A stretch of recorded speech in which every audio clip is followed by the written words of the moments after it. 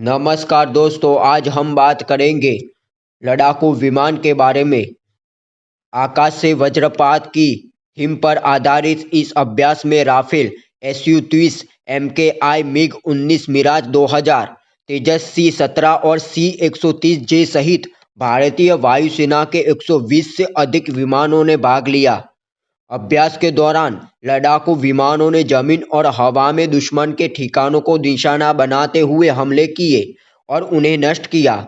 Rafale विमान ने हवा से हवा में मार करने वाली मिसाइल पर भी सफलतापूर्वक निशाना साधा। अभ्यास में परिवहन विमानों ने लड़ाकू सहायता ऑपरेशन का भी प्रदर्शन किया, जिसमें C-17 की ओर से भारी रसद की आपूर्ति और भारतीय वायुसेना के विशिष्ट गरुड़ कमांडो को ले जाने वाली C-130J की ओर से हमला शामिल है। कार्यक्रम में अपाचे लड़ाकू हेलीकॉप्टर ने पहली बार मारक क्षमता का प्रदर्शन किया, जबकि AMI-17 हेलीकॉप्टर ने जमीनी लक्ष्यों पर निशाना साधा। भारतीय वायुसेना के चिनूक हेलीकॉप्टर ने सेना के लिए साजो सामान की त्वरित आपूर्ति का प्रदर्शन किया।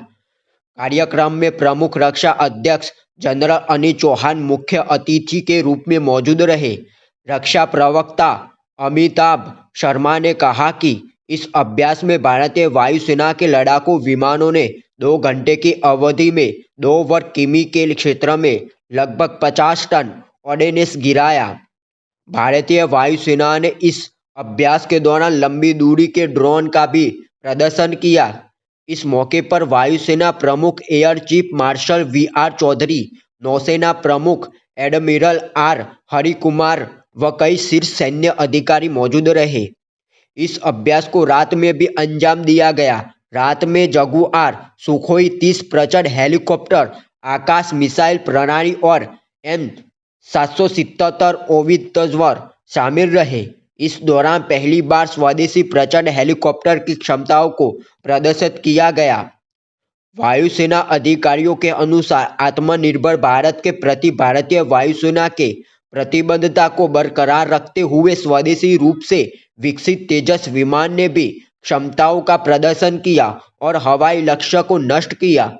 वायु शक्ति का पिछली बार आयोजन फरवरी 2019 में पोखरण में हुआ था।